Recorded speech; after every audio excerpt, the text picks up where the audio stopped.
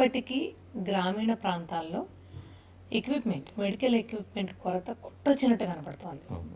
మీరు వచ్చాక ఎన్ని గ్రామాలకు ఏం ఎక్విప్మెంట్ ఎంత మొత్తంలో ఇచ్చారో చెప్పగలరా? అసలు ఇచ్చారా? ఇచ్చామండి.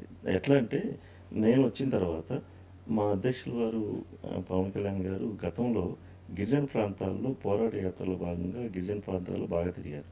అంటే పాడేరు, అరకు, పాలతీరు, మన్యం అవును. అవన్నీ తిరిగినప్పుడు ఆయన ఏది కూడా ఎలా ఉంటుందంటే ఆయన ప్రతిదీ మైండ్కి వేసేసుకుంటారు.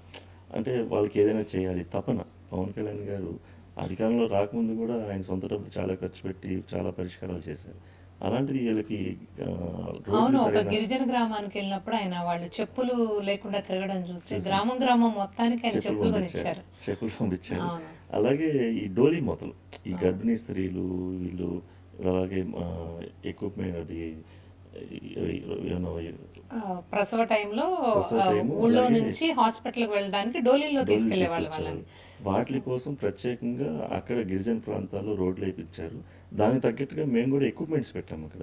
మేము వచ్చిన ఎలాంటి తర్వాత ఎక్విప్మెంట్ పెట్టారు? మేము రంపచోడవరం, పాడేరు, చింతపల్లి ఇవన్నీ నేను సర్వే చేశానండి. కొన్ని ఎక్విప్మెంట్లు ఉన్నాయి కూడా. గత ప్రభుత్వం ఏం చేశారంటే మంచి మంచి ఎక్విప్మెంట్స్ నేను రంపచోడవరంలో ప్రత్యేకంగా చూశాను. ఎక్విప్మెంట్ ఉంటుంది, దాన్ని పని చేయకుండా పక్కన పడేస్తారు.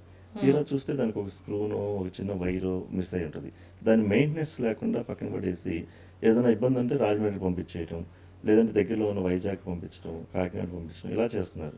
ఇవన్నీ తప్పు అని చెప్పి మేము టెండర్లు వేసే టైంలోనే ఏఎంసీ అంటే యాన్యువల్ మెయింటెనెన్స్తో కలిపి మీరు టెండర్ వేయండి. ఏ ఇబ్బంది మాకు ఏ రోజు కూడా ఆగకూడదు. ఏ ఎక్విప్మెంట్ ఇప్పుడు సిటీ అంటే స్కాన్ అవ్వచ్చు. యూజువల్గా ఎక్విప్మెంట్ అంతా చూసుకోవాల్సిన బాధ్యత, ఆ మెయింటెనెన్స్ బాధ్యత అసలు ఎవరిది అది యాక్చువల్గా వైద్యాధికారులదే ఉంటుందండి. ఇప్పుడు అక్కడ? ఓకే. సూపరింటెండెంట్ అవ్వచ్చు. యాక్చువల్లీ మాది ఎట్లా ఉంటుందంటే కార్పొరేషన్ మేము ప్రొక్యూర్ చేసి ఇచ్చేస్తాం. ఓకే. అంతటితో మా బాధ్యత తీరిపోతుంది. తీరిపోతుంది. ఓకే. కానీ దాన్ని మెయింటైన్ చేయాల్సింది మాకు సపరేట్ డిపార్ట్మెంట్ ఉంటుంది. ఎస్పెషల్లీ శ్రీనివాస్ గారు ఒక్క విషయం సూటిగా స్పష్టంగా నాకు చెప్పండి. మీరు పవన్ కళ్యాణ్ గారు మనందరం చూసాం, ఆయన ఏజెన్సీ ఏరియాలో పర్యటించినప్పుడు మీతో మాట్లాడి ఆయన మీకు ఎటువంటి సజెషన్స్ చేశారు? అసలు ఏమైనా అంటే వాళ్ళకి ఇలాంటి సదుపాయాల అవసరం ఉంది, మీరు ఏం చేయగలరు అని మిమ్మల్ని అడిగారా? మీతో ఏమైనా మీటింగ్ పెట్టారా? అసలు ఏం చెప్పారు ఆయన? జరిగినాయండి, చాలా జరిగినాయి. ఓకే. ఆయన తిరిగినప్పుడు అంటే గవర్నమెంట్ వచ్చినాక కూడా యాక్చువల్గా ఒక ఎమ్మెల్యే కూడా వెళ్ళలేని ప్రాంతాలు అవన్నీ. అలాంటి ప్రాంతాల్లో ఎస్. ఆయన ఎటువంటి సెక్యూరిటీ భద్రత లేకుండా కూడా వెళ్ళి వాళ్ళ అవసరాలు గుర్తించి ఎమ్మటే మా మెయిన్ డిపార్ట్మెంట్లు హెల్త్ అలాగే పారిశుధ్యం వీళ్ళందరితో మాట్లాడి అసలు వాళ్ళకి ఏం అవసరం ఉంది. నేను పంచాయతీరాజ్ నిధుల నుంచి రోడ్లు వేస్తాను, వాటర్ సప్లై అయింది, రూరల్ వాటర్ సప్లై అంటే రూరల్ వాటర్ స్కీమ్ కూడా తీసుకొచ్చి అలాగే వాళ్ళకి ఏమి ఇస్తారు అంటే పంటలు ఎలాంటివి పండించాలి ఇలాంటివన్నీ చేస్తూ మా వైద్యంలో కూడా వీళ్ళకి అంటే అక్కడ బ్రెస్ట్ క్యాన్సర్స్ ఇలాంటివన్నీ కూడా గుర్తించారు. వాళ్ళందరికీ ఎలా ఒక మొబైల్ ఒక సిఎస్ఆర్ ఫండ్ ద్వారా ఒక మొబైల్ని వ్యాన్ స్క్రీనింగ్. ఏర్పాటు ఓకే. చేసి టెస్టులకు పంపించడం. అలాగే అక్కడ ఈ డోలింగ్ వాటర్లు తగ్గడం కోసం గర్భిణీ స్త్రీలకి సపరేట్గా గైనకాలజిస్టులను పంపించడం.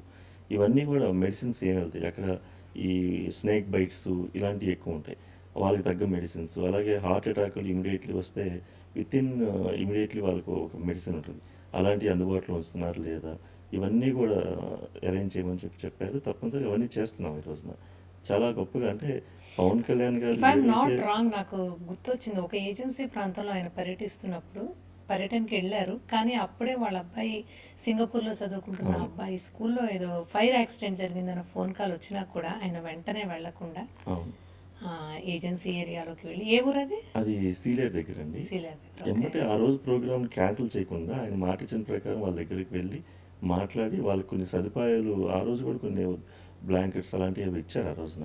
ఓకే. అది అయిన తర్వాత నెక్స్ట్ డే మార్నింగ్ సింగపూర్ వెళ్ళారు వాళ్ళ బాబు దగ్గరికి. నిజంగా అది ఆయన చాలా అంటే ప్రజల మనిషి అనడానికి అదొక నిర్వచనం అండి. దేనికంటే ఆయన నిరంతరం ప్రజల కోసం రాష్ట్రం కోసం ఎంత తపన పడతారంటే నిన్న కూడా మన బాంబేలో ఆయనకి ఆపరేషన్ జరిగినా కూడా అవును. 3 వీక్స్ రెస్ట్ అంటే మేము వెళ్ళిన రోజు అన్న మీరు 3 వీక్స్ తీసుకోవాల్సిన మీరు హడావుడి పడి రావాల్సిన అవసరం లేదంటే కూడా వితిన్ 1 వీక్లో వచ్చేసారు మంగళగిరి. వచ్చి అసలు అందరినీ డిపార్ట్మెంట్లని మన కుంకి ఏనుగుల నౌకల్ని శ్రీకాకుళం డిస్ట్రిక్ట్ పార్వతీపురంకి అలా పంపించడం, దాన్ని ఓపెన్ చేయడం ఇలా ఇవన్నీ కార్యక్రమాల్లో పాల్గొంటున్నారు. అంటే ఆయన నిరంతరం ప్రజలకి మనం మీరేమో ఆయన కుడి భుజానికి గాయమైనప్పుడు వెళ్ళి పలకరించానంటారు. బయటేమో అంతా ఆయన అసలు ఎమ్మెల్యేలకి అందుబాటులో ఉండరు. ఆయన ఎవరిని ఎమ్మెల్యేలని అంటే జనసేన ఎమ్మెల్యేలని కూడా ఆయన కలవరు అనే టాక్ మరి. ఇది ఎంతవరకు నిజం? లేదండి. అందరికి అందుబాటులో ఉంటారు. అసలు అందులో డౌటే లేదు. అందుబాటులో ఉంటారు. ఏ రోజుకి ఆ రోజు మనం ఏం చేయాలి? ప్రజలకి ఏదన్నా అర్జీలొస్తే అంటే ప్రతిరోజు జనవాణి కార్యక్రమం అని మా పార్టీ ఆఫీస్ బయట ఉంటది. అక్కడ ప్రతి ఎమ్మెల్యేని అక్కడ కూర్చోబెడతారు. డైరెక్ట్‌గా ప్రజలతో మీరు ఇంటరాక్ట్ అవ్వండి అని చెప్పి. అంటే ప్రతిరోజు గూడా దాని ఇన్‌పుట్ తీసుకుంటారు. ఎమ్మెల్యేలతో గానీ, మంత్రులతో గానీ, అలాగే మా చైర్మన్‌లతో గానీ ఎక్కడెక్కడ అంటే ఆయన ఏదైతే ఆశిస్తాడో ఆ పని జరుగుతున్నప్పుడు వాళ్ళని డిస్టర్బ్ చేయడు. ఆశించింది జరిగినప్పుడు వాళ్ళని పిలిచి చెప్తారు. ఇలా కాదు ఇలా చేయాలి మనం చెప్పి. అలా 21 మంది ఎమ్మెల్యేలు, 20 మంది మొత్తం గూడా ఇదే ఈ మోటివ్‌తో చేస్తున్నాం.